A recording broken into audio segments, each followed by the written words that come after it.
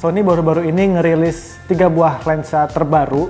Ada Sony PowerZoom 1020 f4G, ada 15 mili f1.4G, dan ada Sony 11 mili f1.8. Nah, pada video kali ini kita akan unboxing dan lihat seperti apa sih ketiga buah lensa terbaru dari Sony ini. Pantengin terus ya videonya. Oke sobat, nah kali ini kita akan coba unboxing 3 buah lensa terbaru dari Sony ini yang dirilis kalau nggak salah itu pada tanggal 1 Juni kemarin. Jadi kita sedikit agak telat buat unboxingnya, tapi nggak apa-apa karena saya sendiri juga penasaran banget sama gimana sih bentukannya, karena yang 1020 ini diklaim sebagai lensa terkecil dan teringan PowerZoom f4 wide lens di dunia gitu. Jadi kita akan coba unboxing dulu ya. Yang pertama kita unboxing dari 11 mili dulu kali. Jadi omong-omong lensa 11 mili ini lensa yang bukan seri G. Ini dirilis secara berbarengan 1020, 15 dan 11. Nah 11-nya ini versinya non G, jadi bukan G, dan kita akan coba buka ya. Tapi yang ini malah saya paling penasaran nih.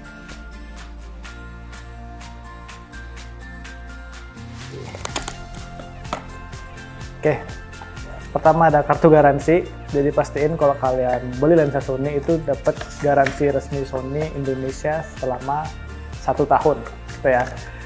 Disimpan, jangan sampai hilang selama setahun buat ngeklaim garansi sobat. Kita buka. Nah, oke, ini dia lensanya. Dan selebihnya di dalam ada buku manual. Manual tebal, orang jarang baca sih untuk lensa ya kalau buku manual, nggak tahu kalau orang lain. Lah kita masukin lagi. Oke, ini dia lensanya 11 mili f1.8. First impression kecil dan ringan, cocok buat body APS-C. Jadi nggak ada namanya terlalu berat ke depan kalau buat di body APS-C ya. Oke, saya sini dulu, dan dapat lens hood. Wih, lensa baru jadi agak-agak keset masang lens hoodnya. Ini plastik dan bubble-nya kita simpan aja dulu. Oke, ini nanti saya akan bahas lebih lanjut. Nanti kita akan coba unboxing lagi yang 15 mili f1.4 dan 1020 f4. Kita mulai dari 15 mili f1.4 yang G. Ini juga menarik nih, karena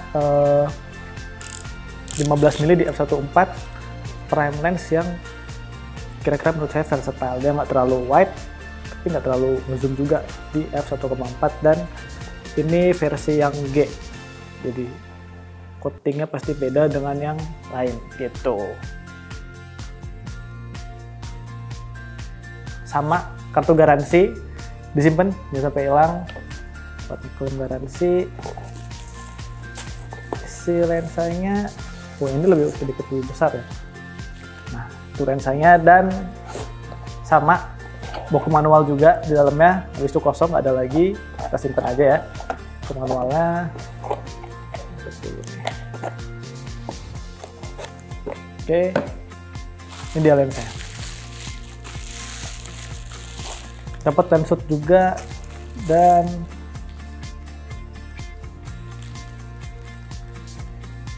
f1.4G. Dia ada aperture ringnya di sini. Bisa diatur juga kayak lensa-lensa G lain dan GM. Kliknya bisa di on atau off, dan sebaliknya gitu. Oke, nanti kita bahas lebih lanjut. Bentar, kita akan taruh dulu dan pasang juga.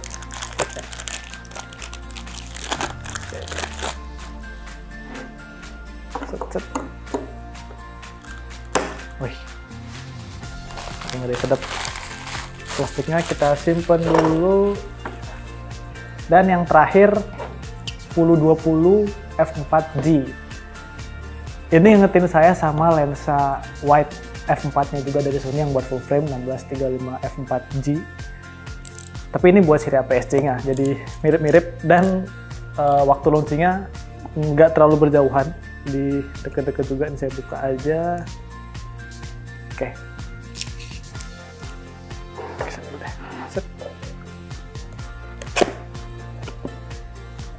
sama kartu garansi. Ini isinya sih sama sih kurang lebih. Dia nggak dapat pouch lensa dia nggak dapat. Dan di lensanya dan sama buku manual juga. Manual saya taruh lagi aja deh. Oke.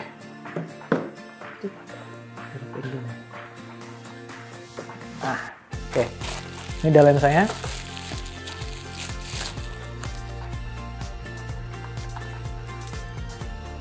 Ini lensanya kecil sih, first impression kecil. Dengan teknologi power zoom, dia jadi zoomnya internal. Ini kecil dan ringan juga. Jadi nggak salah sih kalau Sony sampai ngeklaim ini lensa kecil dan teringan f4 power zoom buat kamera. Oke. Dan lens hood juga dapat, kita pasang aja lens hoodnya.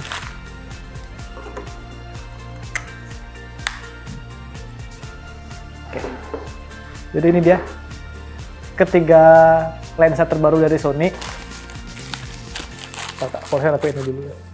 Nah, kita udah unboxing dan ini dia 3 buah lensa terbaru dari Sony wide angle untuk seri APS-C. Ada power zoom 10-20 f4G, ada 15 mili f1,4G dan 11 mili f1,8. Kali ini kita akan bahas secara singkat bagaimana bahannya dan sedikit spesifikasinya. Oke, kita lanjut. Jadi yang akan kita bahas sekarang mulai dari 11 mili f1,8 ya. Ini kita pinggirin dulu. Ini dia lensanya. Jadi yang kayak saya udah bilang, first impressionnya itu ini lensa ringan dan kecil. Buat lensa APS-C Sony ini cocok banget, nggak terlalu berat ke depan jadinya.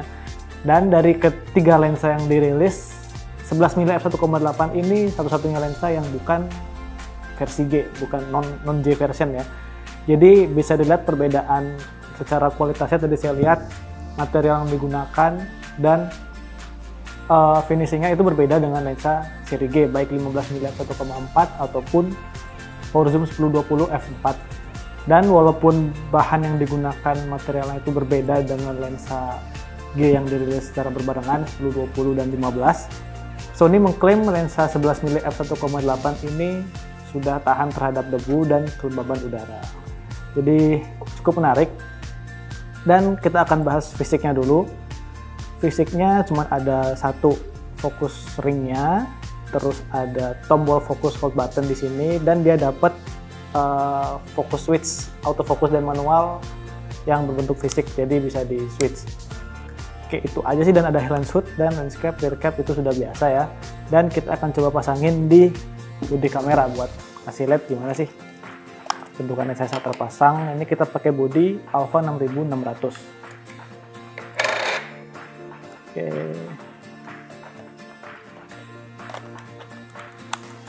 Ini dia.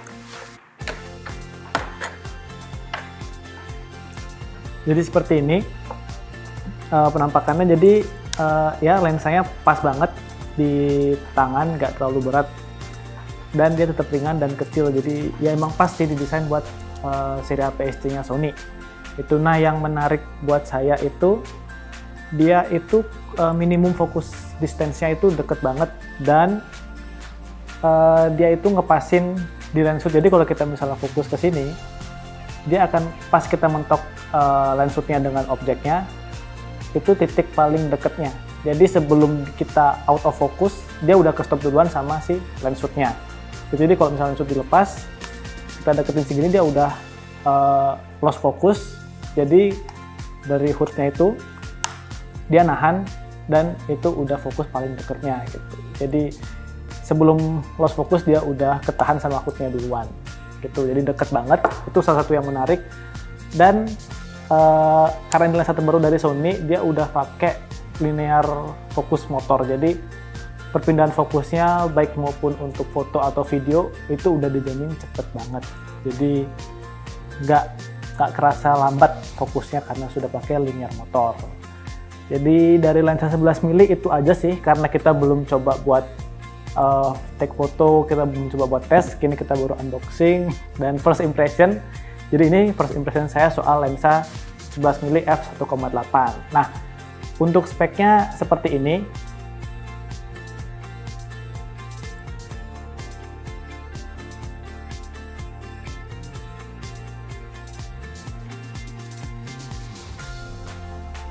Jadi dia ringan, beratnya diklaim 181 gram, jadi cukup ringan dan sangat-sangat easy to use buat yang sobat demen traveling. Oke, ini soal 11 mili, kita akan coba beralih ke 15 f1.4 G lens ya. Nah, tadi kita udah lihat bagaimana bentuknya lensa Sony yang 11 mili f1.8. Sekarang kita lanjut buat lensa Sony yang 15 mili f1.4 G lens.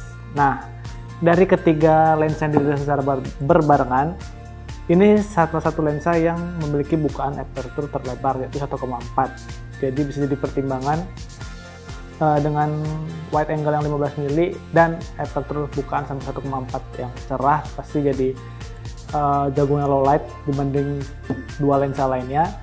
Dan kita akan bahas fisiknya.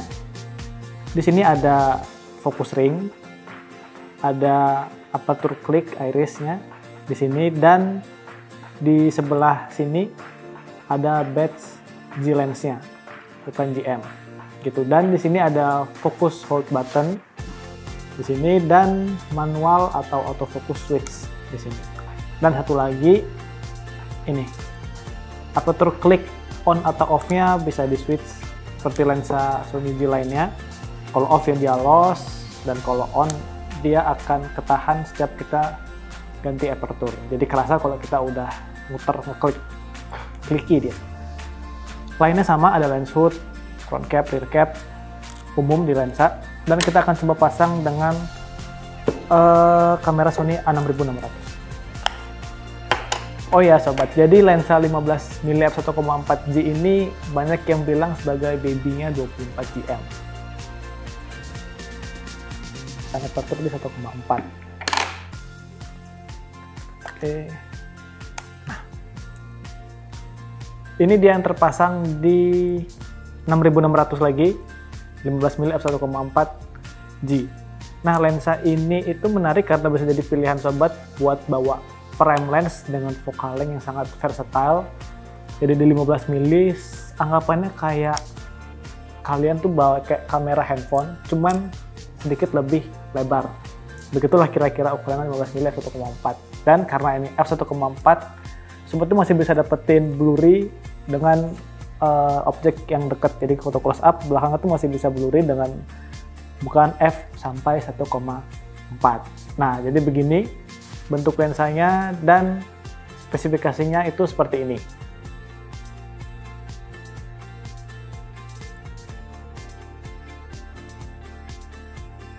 Nah, jadi buat lensa APS-C ini prime lens yang menurut saya bisa banget buat dibawa kemana-mana, kayak bawa lensa satu ini aja bisa cukup karena focal length 15 dan sampai f1.4 ringan pula. Jadi enak banget buat dipasang di kamera APS-C-nya Sony. Ini yang buat 15 mili f1.4 G. Kita lanjut ke power zoom 1020 f4G. Oke, ini kita rapiin dulu, kita lanjut. Nah, tadi sobat udah lihat yang 15 mili f1.4G, sekarang kita mau lihat yang 1020 f4G. Nah, lensa ini menarik karena dari ketiga lensa yang rilis secara berbarengan 15, 11, dan 1020, lensa ini yang paling ringan dibanding ketiganya. Tetapi dia punya motor power zoom, internal zoom di dalamnya. Nah, itu menarik banget sih.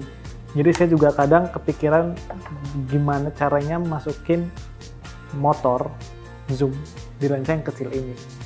Jadi kadang masih, wah bisa juga ya dibikin seperti itu gitu. Nah, sekarang kita bahas fisiknya.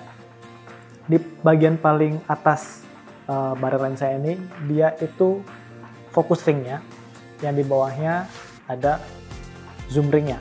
Nah, karena ini power zoom, internal zoom, jadi dia nggak ada stopnya, jadi diputar terus sama kayak si fokus ringnya. Nah, tapi Sony bikin itu zoom ringnya sedikit lebih sedikit lebih dalam dibandingkan dengan fokus ringnya. Jadi sobat tuh nggak bakal salah puter antara zoom ring maupun fokus ring. Jadi ada sedikit tonjolan ke bawah gitu, jadi bisa di feel kok pakai tangan, jadi nggak bakal salah. Nah, di sini ada badge G-nya karena ini bagian dari G lens. Terus ada switch buat wide atau tele-nya di sini, power zoom-nya, jadi bisa sobat atur mau kenceng banget tinggal dimentokin, pelan tinggal di pelan-pelan aja tekannya. Nah, itu bisa diatur. Dan fokus hold button, switch-nya ada autofocus dan manual focus. Itu fisiknya. Sekarang kita akan coba nih pasangin di kamera gimana sih kelihatannya si lensa mungil ini. Jadi ngingetin saya sama lensa G Brother untuk full frame yang bentuknya juga kecil-kecil kayak gini. Jadi mirip banget. Oke, kita pasang. Nah, kayak gini. Jadi bener-bener kecil, ringan. Nah, keuntungan si power zoom ini buat sobat atau teman-teman yang suka video dipasang di gimbal, dia itu beratnya tuh nggak akan ngaruh ke gimbal saat kita pindah focal length karena dia power zoom internal fokus. Jadi nggak ada berlensa yang maju ke depan buat tambahin beban ke depan. Jadi bebannya fix segini aja, walaupun pada saat pakai gimbal, walaupun sobat lagi ngezoom misal dari 10 langsung ke 20, itu nggak akan ngaruh ke bebannya itu. Oke, ini kita coba hidupin. Oke, nah karena ini power zoom, di sini nggak ada tanda berapa focal length yang kita pakai di berapa focal length. Jadi saat ngidupin itu misalnya kita pakai di focal length 10 nih, 20 nih, kita ke 20 deh. Kita matiin kameranya, kita hidupin lagi. Ini kita nggak tahu kita lagi pakai di focal length berapa. Nah, kecuali kita puter sedikit buat lihat. Nah, dan dia itu still di 20. Jadi kalau misalnya sobat lagi pakai nih di focal length misalnya 15, sobat matiin, terus misalnya nanti sobat syuting lagi, hidupin lagi, focal length-nya itu tetap di 15. Cakep sih ini. Kecil, power zoom, dan karena ini power zoom jadi bisa bekerja juga buat pakai di remote-nya shooting gripnya Sony VPT2BT. Bisa juga kita zoom in, zoom out atau buat nge-vlog. Itu pasti kepake banget si power zoom-nya ini, dan bisa dikontrol juga melalui HP. Jadi cakep sih si power zoom-nya ini. Dan begini aja nih tampilan dari Sony 1020 f4G. Nah, untuk speknya seperti ini.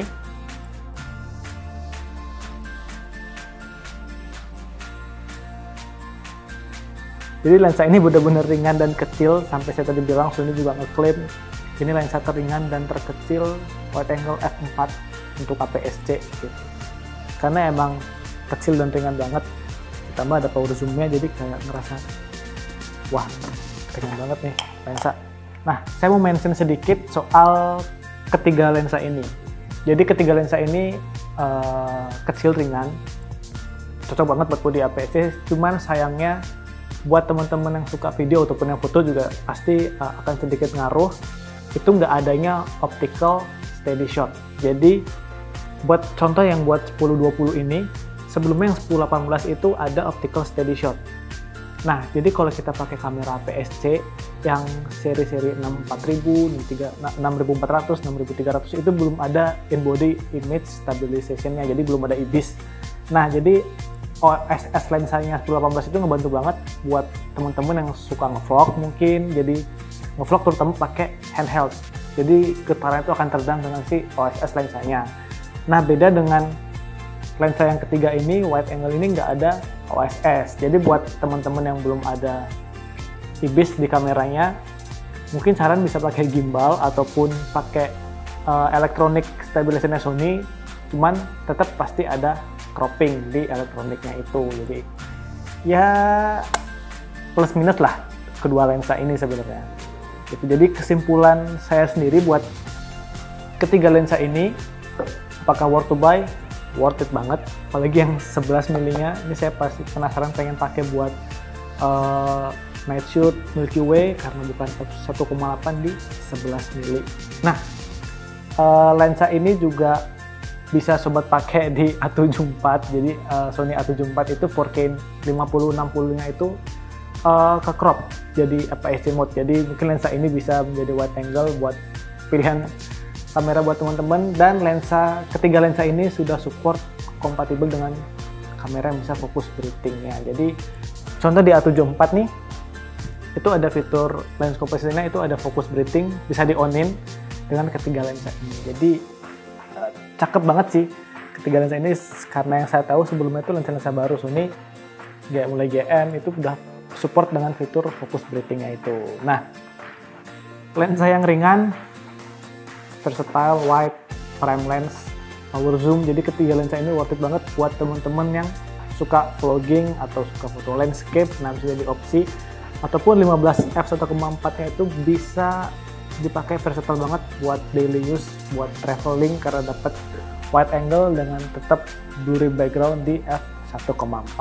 Nah, jadi gimana nih sobat? Penasaran nggak sih dengan lensa ini buat testing? Nah, buat sobat yang mungkin pengen lihat lebih dekat nih atau pengen nyoba-nyoba, bisa banget datang ke toko kami, ada di Sriwijaya Kamera Denpasar, atau bisa juga search di Maps Sriwijaya Kamera Denpasar, dan sobat bisa cobain ketiga lensa ini di toko kami gitu. Oke, jadi sekian dulu nih video dari saya kali ini, sampai jumpa di video berikutnya. Terima kasih.